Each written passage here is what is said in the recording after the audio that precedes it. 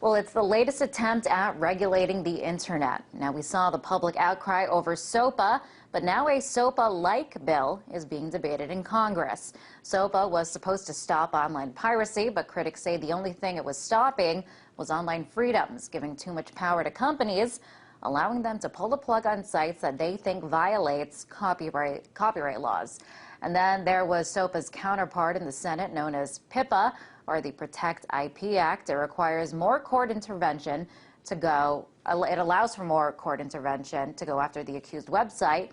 But now there's a bill called CISPA, the Cyber Intelligence Sharing and Protection Act. Now what this bill does is allow companies to collect information about you and give it to the government. And the government simply needs to request it in the name of cybersecurity. But critics say that the bill is so broad it can lead to companies and the government monitoring and censoring what people say. So is the era of internet freedom coming to an end? In our last hour, I spoke to Senior National Security Fellow at the Center for Democracy and Technology, Kendall Berman. We discussed what this bill means for your online freedoms and if people should be alarmed. Take a listen. Well, just to put it a little bit in context, there are a number of cybersecurity bills that are on the Hill right now. And we understand that probably the first of those to move are going to be in the House, likely in the third week of April, with the Senate moving closely after that. And we are very concerned about certain components of the information sharing schemes that are parts of each of these bills. And Representative Rogers' bill, the CISPA bill, is really the most alarming in terms of how vast it could potentially be in terms of the types of information that the government would be allowed to receive under the name of cybersecurity. Talk a little bit more about exactly what is in the bill that people should be concerned about. Sure. So essentially what the bill does is it creates a structure whereby private companies are encouraged to monitor for cyber threat information that goes across their networks and then share that information with the government. It doesn't specify to whom in the government that information should be shared, but the structure of the bill, all likelihood would be that it would be shared primarily with the National Security Agency or another component of the Department of Defense. So we have a number of concerns with something like this bill that creates sort of a vast hole in the privacy law to allow government to receive this kinds of information. Now, we saw a lot of outrage over SOPA. How does this bill compare? Well, I think one of the lessons that we learned in the reaction to SOPA and PIPA is that when Congress tries to legislate on things that are going to affect Internet users' experience, that Internet users are going to pay attention. And bills, like Congressman Rogers' bill, the information sharing bills on Congress, definitely could affect in a very serious way the Internet experience. And so, we know people are starting to notice. But do you think people are noticing as much? I remember there was that whole blackout with with SOPA and PIPA, where a lot of online sites shut down basically in protest to this. Do you think there is as much public awareness about this bill? Not yet, but I think that as things move progressively on the Hill, that we may see something that's like that. I think that the other components of cybersecurity have gotten a lot of attention thus far, but the information sharing schemes are extremely important to pay attention to.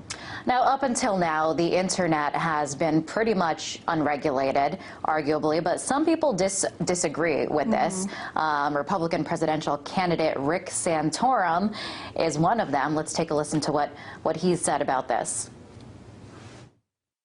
The Internet is not a free zone where anybody can do anything they want to do and trample the rights of other people. But the idea that, anything goes on the Internet, where did that come from? We're in America to say that anything goes. Now, that's interesting coming from a Republican who usually advocates less government, but in this case, when it comes to freedom of speech online, he's advocating more of it. But what do you make of his argument? Well, look, I don't know what Rick Santorum thinks of the cybersecurity legislation, but I do think that, in terms of his premise that the Internet is unregulated, that's not true. Just because you commit a crime on the Internet doesn't immunize you from liability just because it's on the Internet. And law enforcement has many tools to go after crimes that are committed anywhere, including the Internet.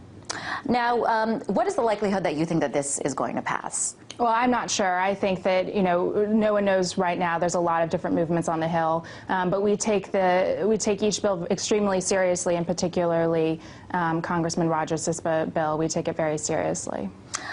Now, supporters of this bill will point to things that do need to get regulated. For example, copyright infringement, or if there's a possible link to terrorist activity being posted online, or where the government would need to get a hold of this information. So what do you make of that argument where these regulations need to be put in place in order to protect citizens?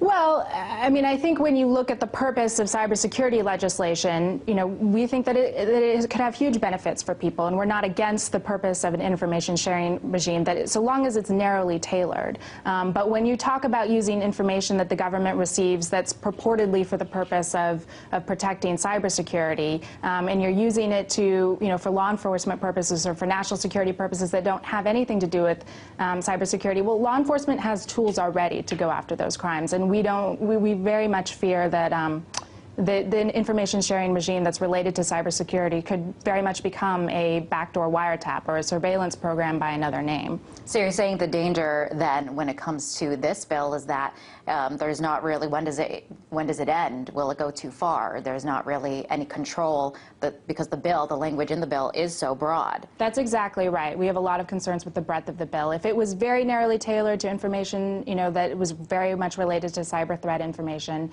there would be comfort level with that. But the way that it is written, it applies to so much of your online communication, and to have that risk go straight to the National Security Agency, we think creates a real civil liberties problem. Now, we saw something like SOPA and PIPA. Now we have this bill. So we see this effort to regulate and control the internet. So, I mean, could this be the beginning of the end for internet freedoms for people, as we know it? Well, I don't know about that. I think, as I said before, cybersecurity, when done right and when done narrowly, could benefit everyone. But it needs to be done in an incremental way with a narrow approach. And the heavy hand that, current lawmakers are taking with these bills, it really is, it brings up real genuine concerns. And for people that are concerned about this and don't want to see the legislation go as far as it could, what can they do? Well, I would certainly pay attention to, the website, Center for Democracy and Technology, and the types of activism that groups like CDT and others are doing around these issues. Excellent. Kendall, nice to have you in our studio. So much. That was Kendall Berman, Senior Security Fellow at the Center for Democracy and Technology.